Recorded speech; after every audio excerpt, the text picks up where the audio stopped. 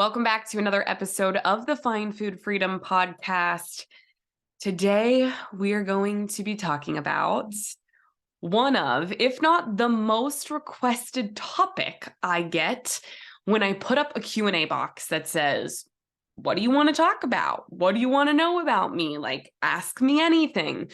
People will always say, can we have a postpartum update? Or, I'm trying to find balance in my own body postpartum. Do you have any tips and tricks for how you've navigated this postpartum time?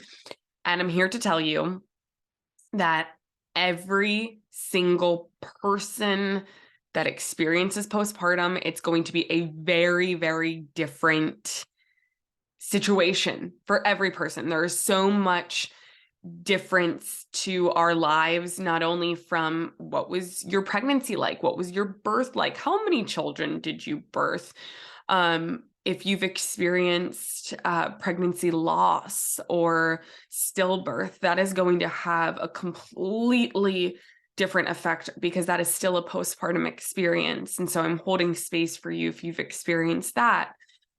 There is so much nuance to this conversation. I want to make that explicitly clear.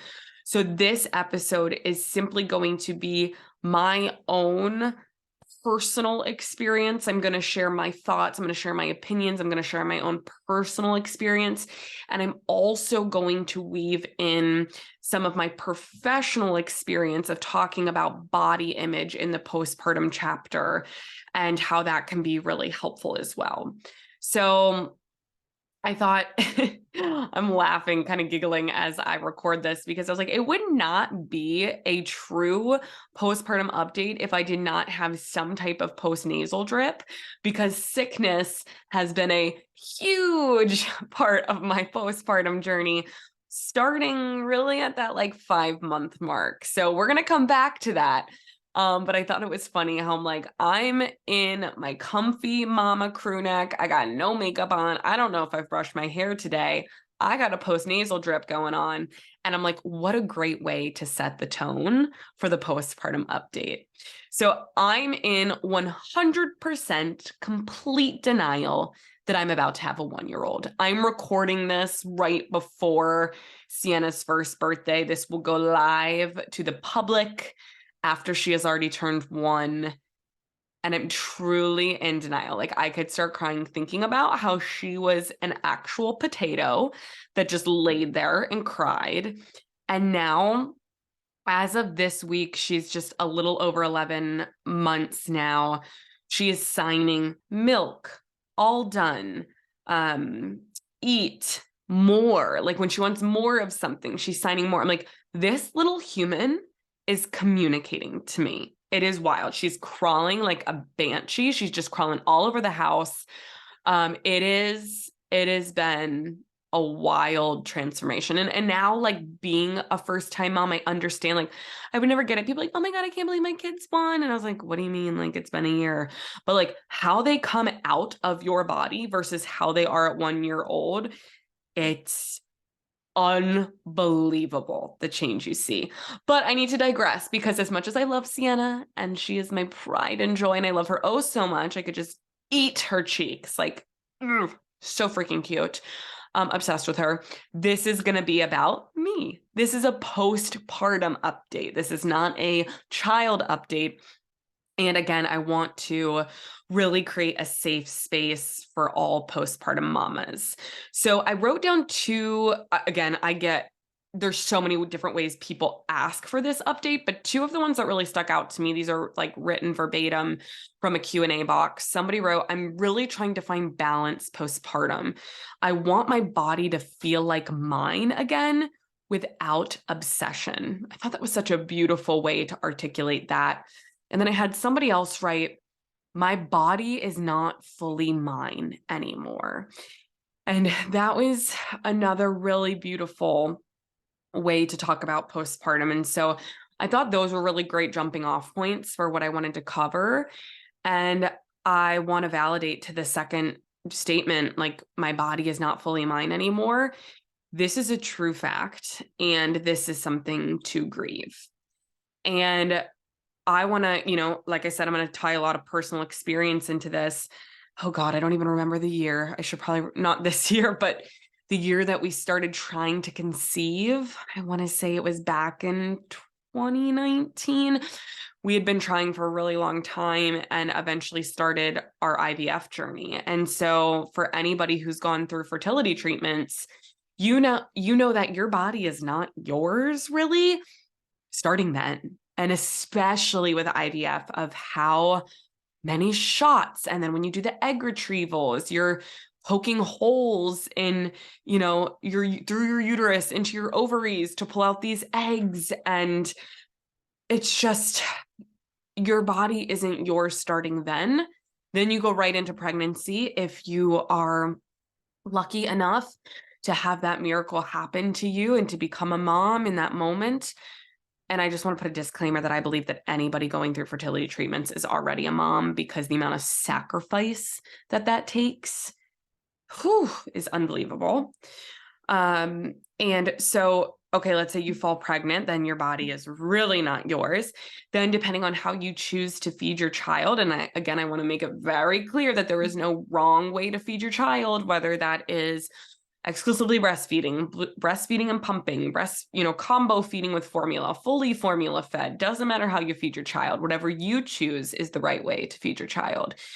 So I was exclusively breastfeeding for about 4 weeks. And then when did we introduced formula?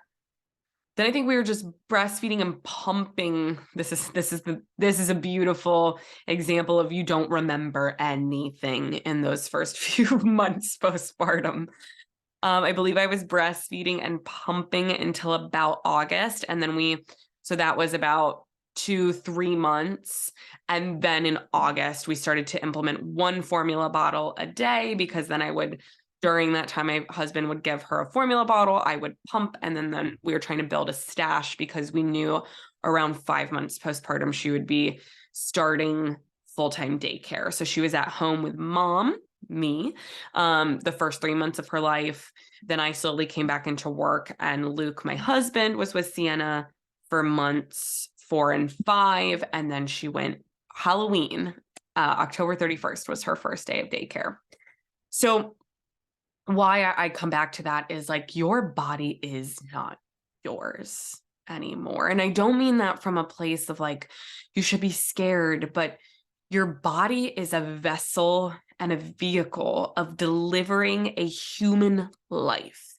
And along with that comes such a different dynamic that, as someone before having a child, or even before starting IVF, I couldn't have understood, because I didn't go through it yet. And so when your body is creating human life and birthing human life, and then trying to heal and recover from producing a human life, this is a big fucking deal. This is trauma on your body. And I don't mean it in like a negative sense. I mean it in like, it's a huge change to go through hormonally, mentally, physically. And it is something to grieve, because your body will never be the same as it was before you started IVF, before you started to try to get pregnant, before pregnancy and postpartum. And it's not supposed to be. And that's okay. And so I want to just say one more time, I don't think I couldn't say this too many times. I just want to hold space for all mothers, no matter what point in your journey you're at, because motherhood is just such a beautiful and fragile and raw topic to talk on. And everyone's experience is just going to be so vastly different and vary from human to human. So I want to talk about body image. I get this question a lot as someone who is a registered dietitian. I'm a certified intuitive eating counselor. I'm a certified personal trainer. And people say, how has your relationship with your body changed? How did you deal with your body changing postpartum? And I want to share my personal experience. I also want to recognize my privilege that I am a straight-sized, thin, white, able-bodied, cisgender, heterosexual woman who all of these privileges make it easier for me to exist in the world because I get respect from people undeserving just because of the way that I look, because I am deemed air quotes normal by society standards. And I bring that up because those things make my postpartum experience a lot easier versus my clients who reside in larger bodies or marginalized bodies. When they go to the doctor when they were pregnant or postpartum, the doctor is asking them if they're considering weight loss, which is beyond fucked up and a form of weight stigma and oppression and discrimination. And so I bring that up because I can only share my experience postpartum from my own lens. And so I would be doing a disservice to you if I did not state my privileges before going into my own experience. Now, when people ask me, well, what has your body image relationship been like as you've transitioned into this postpartum time? I want to say that I'm so grateful for the intuitive eating framework, for the work that I was able to do on my relationship with food and body before even IVF, before pregnancy, and definitely before postpartum. Because my worth is not tied into my weight as a human being. I know and believe deep in my soul that my health is not a direct correlation to my weight. And so if I were to have fallen pregnant or gone through this postpartum chapter 5 years ago, this would be a very different conversation, because my belief systems 5 years ago were that thinner is better, thinner is more beautiful, thinner is healthier. Or maybe this is probably more like 6, 7 years ago. I started to learn about the intuitive eating framework around 5 years ago. But now my core beliefs, right, to my core, I believe that all humans deserve respect. I believe that all humans are beautiful, regardless of the size of their body. I could not have said that 7 years ago. And that's because the amount of internalized fat phobia that I had was immense. And we all have internalized fat phobia, and we still all have to actively fight that because of the society that we live in. So I feel very grateful because I can't imagine going through this postpartum period with the core belief that thinner bodies were better and larger bodies were worse. And the reason why I want to bring this up is because I will get so many DMs of people feeling so shameful or guilty. They're like, I just got one last night. Literally, I responded to her last night. She said, I am 28 weeks pregnant and I am feeling so much shame that I am not proud of what my body is doing. I'm feeling so much shame for my body changing. Now, obviously, pregnancy and postpartum are very different. But I do want to acknowledge that this makes sense if our core belief is that larger bodies are less than, whether it's from a view of acceptance, beauty, love, health status. If we believe that larger bodies are bad and smaller bodies are good, it doesn't matter if you're pregnant. It doesn't matter if you're postpartum. It doesn't matter if you're just a human existing in the world. If you have this core belief, when your body gets bigger, no matter what the reason is, you are going to feel shame about it. And if your body is getting smaller, you're going to feel pride because your core belief is that smaller bodies are better, right? And larger bodies are worse. So when people ask me this question, I feel so grateful that I had the opportunity to change my core beliefs before starting fertility treatments, before starting or falling pregnant, before being postpartum. Because it's important to remember that if we do hold these belief systems that diet culture just ingrains in us that smaller bodies are better, those are not facts. Those are beliefs. And you were not born into this world hating your body or believing these things. You were taught these things through lived experience, through diet culture, through trauma, through generational dieting, through all of these things, right? Media messages. So you can choose, you can actively choose to unlearn these belief systems and rewrite the narrative of what you want to believe about bodies. And I know it's fucking hard. I'm going to be so explicit with you. This is not easy work. Dismantling your entire belief systems around body size, but it is some of the most healing work you can do, because no matter who you are, whether you want children or not, but chances are if you're listening to this podcast episode, there's a part of you who desires a child or maybe is postpartum or pregnant. It is so, so rewarding. It is so necessary. And it'll be some of the best work that you can do for yourself, because if you are human, your body will ebb and flow and change throughout your entire life. We cannot control our bodies. Our bodies are meant to change, whether that is childbirth, medication, illness, injury, whatever it is. There are so many things that affect our body size. And so the more that you can work on those core beliefs, the better, the better. Because thinking about what is body image is the relationship that we hold with our body. Body image has everything to do with our brain and nothing to do with our physical body. So in order to practice acceptance and neutrality in this positive body image, whether we're pregnant, whether we're postpartum, or just a human existing in life, we have to shift the relationship we hold to our body. So now let's get into postpartum update, physical versus emotional. Woo! This is a deep one.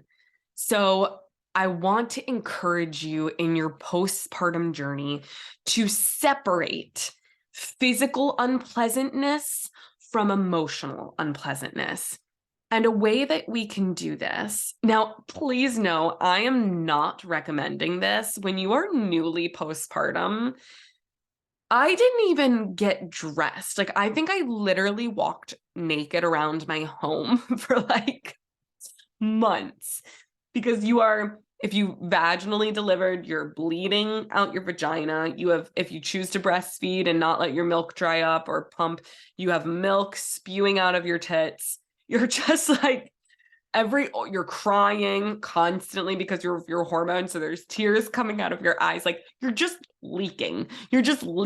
And so I just remember wanting like a bandeau on and like a robe and my diaper and being like, I just want to be naked. I didn't want things touching my body. And so it is a very physically unpleasant time. Okay. I want to validate this. And I'm not saying this to scare you.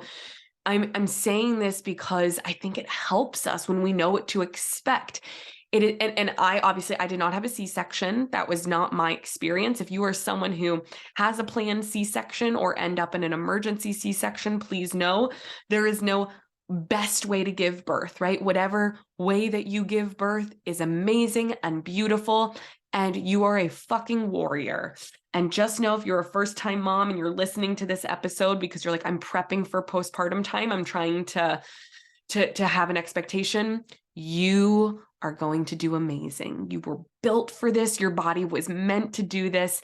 And you are going to feel like such a fucking warrior when that baby is in your arms and you're like, I just birthed a human. This is like total like TMI, but I did have an unmedicated birth. That was, I say by choice, but I wanted to prep for an unmedicated birth because I had heard so many birth stories of women that, like, for their first time came into the hospital and they're like, nope, you're too far along. Like, let's go, you're pushing. And they didn't have time for an epidural. And I was like, okay, I want to be like mentally prepared if I get there. And they're like, we're going, sister, like, good luck. So I prepped for an unmedicated birth, but I am by no means anti-epidural. I think epidurals are a beautiful, wonderful tool, or any of the pain medications that mamas choose to use. So I ended up going through with an unmedicated birth.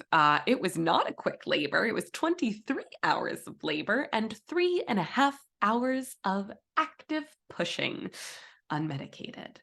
And I say this because, you know, this is funny. I literally lost my train of thought, but I'm not going to have my podcast editor edit this. This is a perfect example of postpartum symptoms. Like, my brain chemistry as a mother has changed, and there will be times I'm on a meeting, or I'm maybe on a national news segment, or maybe I'm making a TikTok, or maybe I'm talking to a client, or maybe I'm recording a podcast, and I will be like, oh yeah, I'm getting to the fucking point.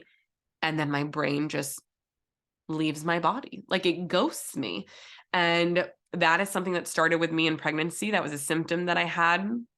I don't remember what trimester, and it has stuck with me ever since. And I never had that before pregnancy. So anyways, let's get back to this. So I wanted to just say, you're a fucking warrior no matter how you choose to give birth. I know where I was. If you're a C-section mama, if you're a vaginal delivery, if you're epidural, if you're unmedicated, I don't care how you give birth. You're a fucking warrior. You're amazing. Your body is amazing. So anyways, let's go back to the physical unpleasantness, right? You're going to feel physically unpleasant. Not to scare you. This is like if I told you, hey, you know what? Let's say your due date is June 15th. I'm like, hey, you know what? On June 15th, you're going to be cut open for a surgery, right? Unrelated to giving birth. Pretend it's not birth. You're going to be cut open for a surgery, or you're going to break your ankle, or you're going, whatever it is.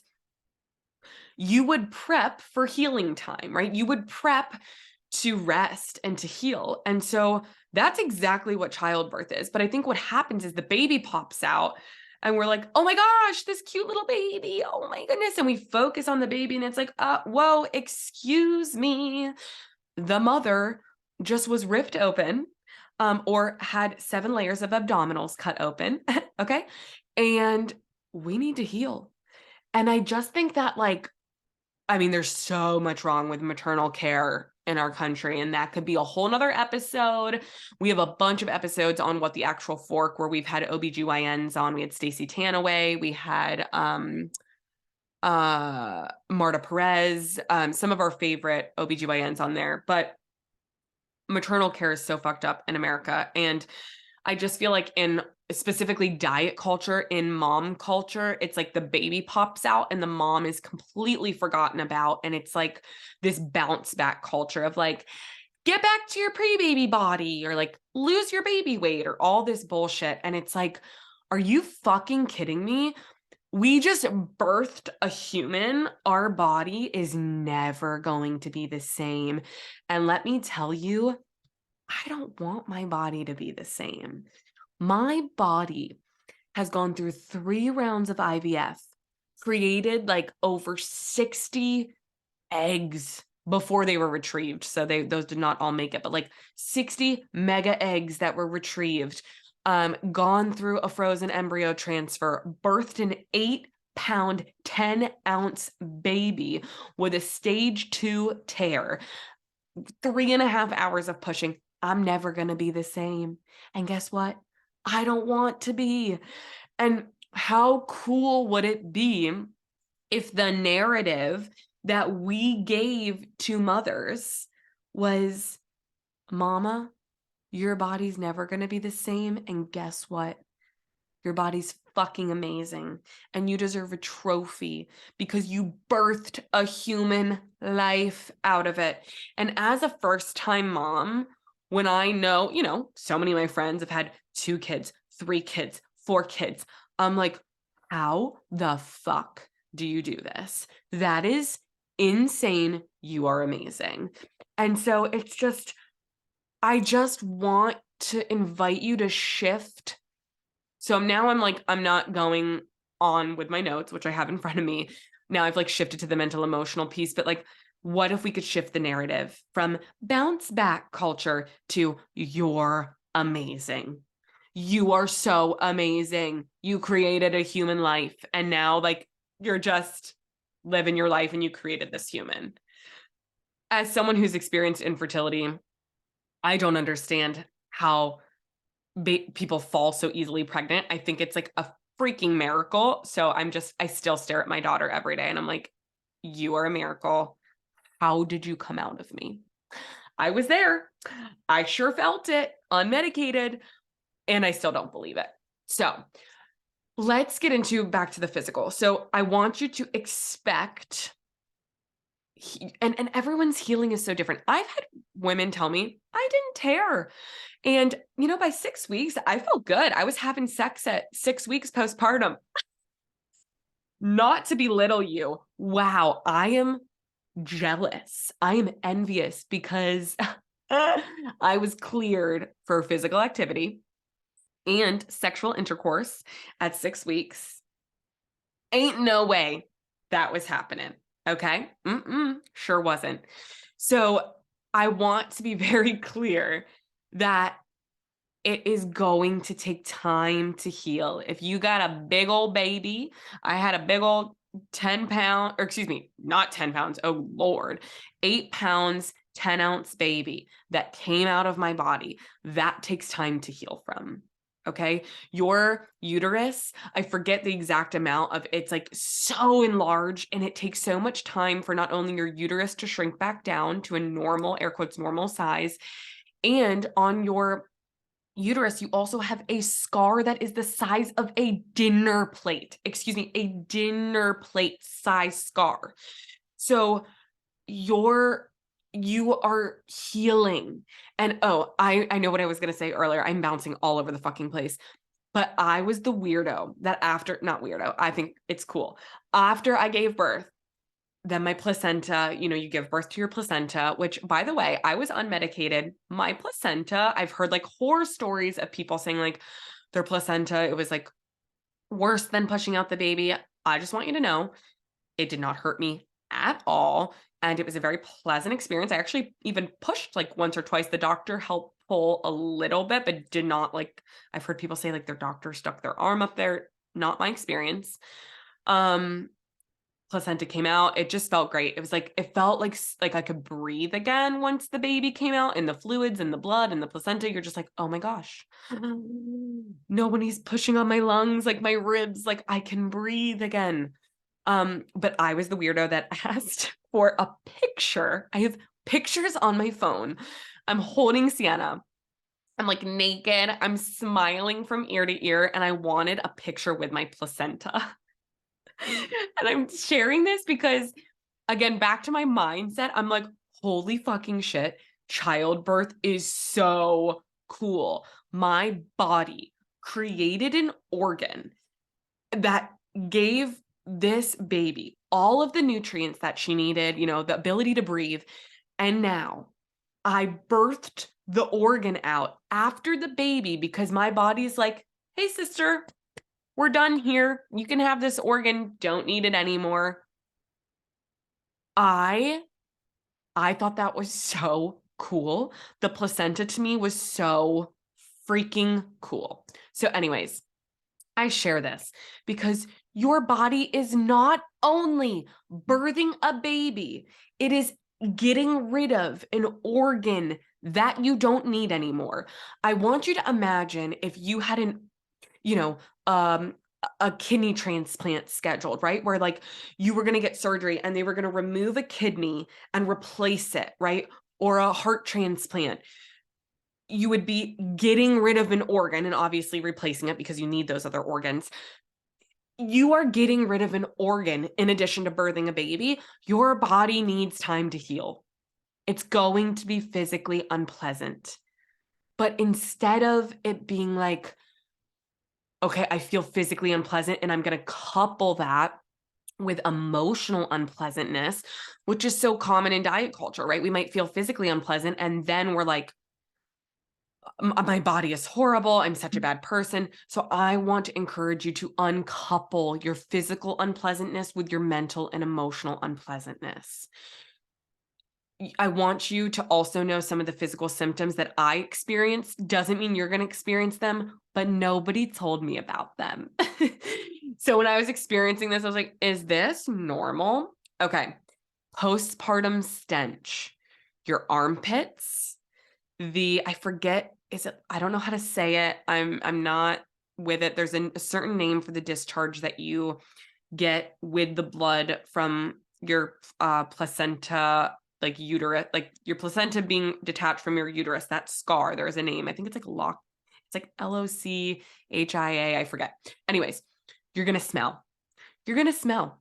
Now, obviously, if there's like smelling like a dead carcass, you want to like go to the doctor and see if there's an infection. But the hormonal smell, stench of postpartum, I was like, oh my God, I smell bad. If you can just take a shower every single day as your little act of self-care to just get your you time, that was super helpful. Took a while for that stench to go away. Your hormones in general are fucking wild. The first few weeks, night sweats. I'm telling you, I would wake up full blown, hair looked like I jumped in a pool, boob sweat, just it running off of me, just sweating everywhere, night sweats. The lack of sleep. Please know that some people say that pregnancy was worse for them than the postpartum sleep. Not my experience. When that baby's waking up every few hours, remember that sleep deprivation was used as a form of torture during war.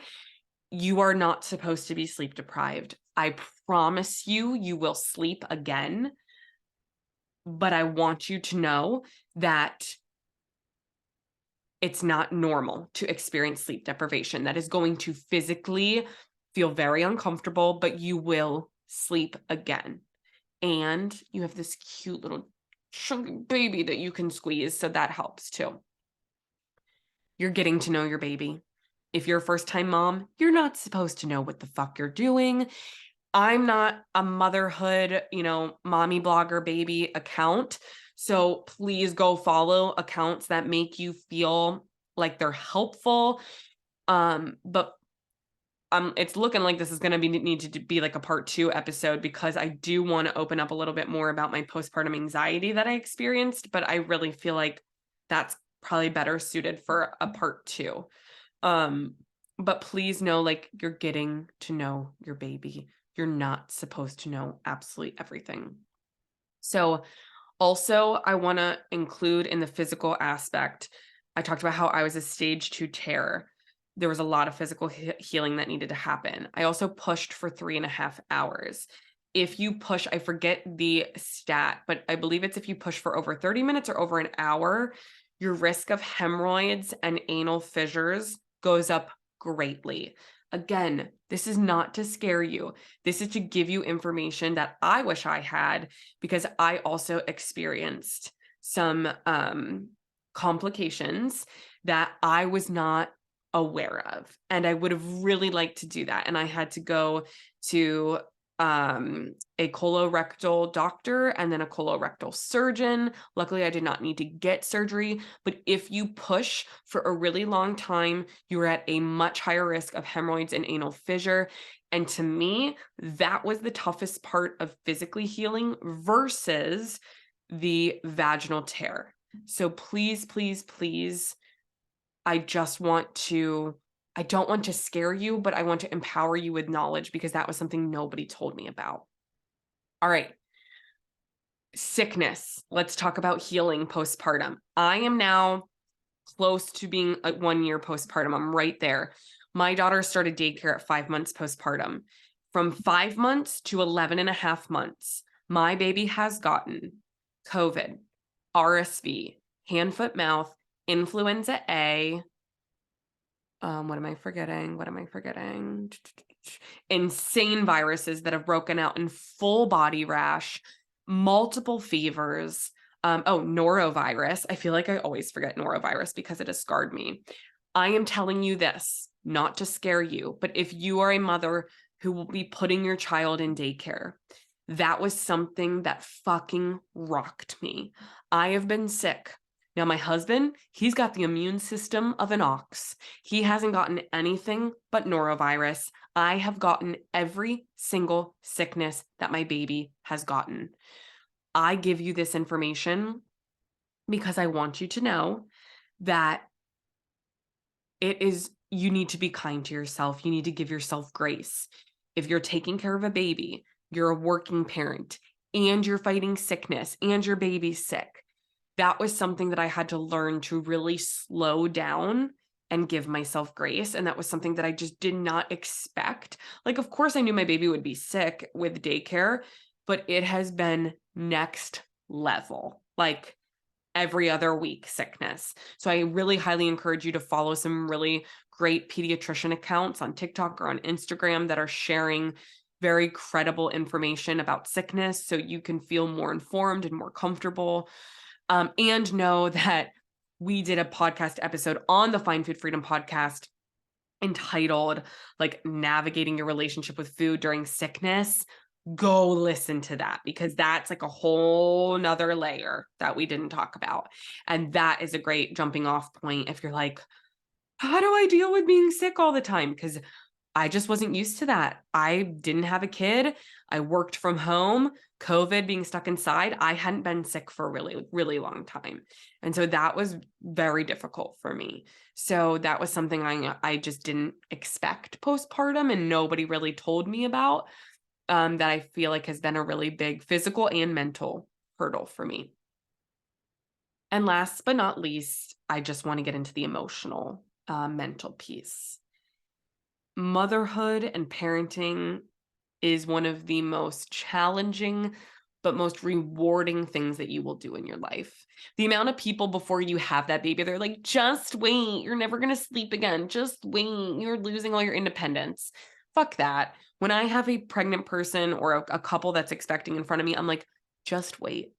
You're about to experience so much joy like you've never felt. You're going to experience love, overwhelming love that you just didn't even know was possible.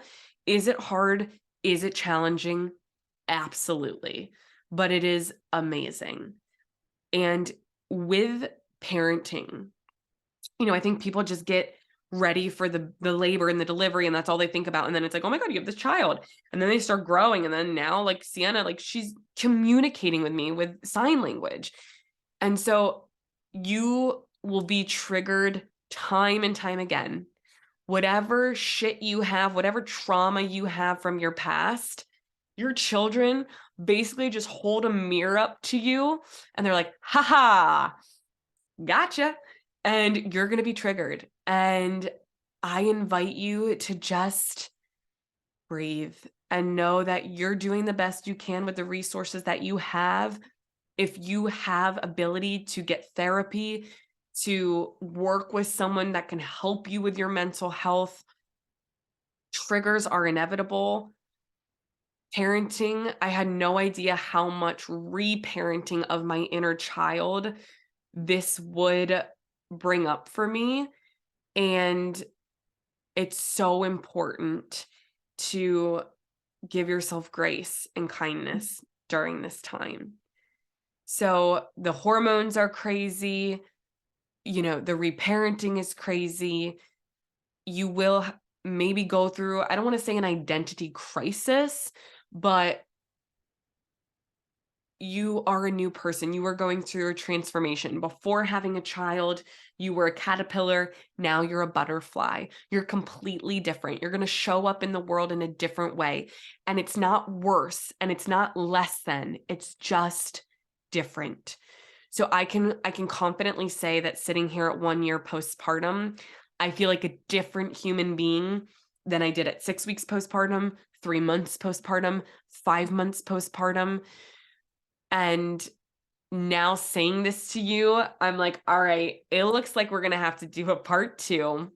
And I think the best way to do this is as soon as this episode goes live, I'm going to have, of course, people listen, and then I'm going to do another question box of what do you want to know about, because I want to talk about my postpartum anxiety. I want to talk about ways that as a parenting unit, my husband and I have really been able, to parent together and to co-parent and to make sure that I have been prioritizing my mental health, finding my identity in motherhood. And so many of these conversations, again, are so nuanced and so individualized, but I think they are so important. So if you are an expecting mama, here, if you don't remember anything else from this episode, this is what I want you to remember. Your life is about to change for the better. Your body is going to change in ways that you can't imagine. And it's so incredible what is about to happen. You are a miracle. Your body is a miracle. Your baby is a miracle.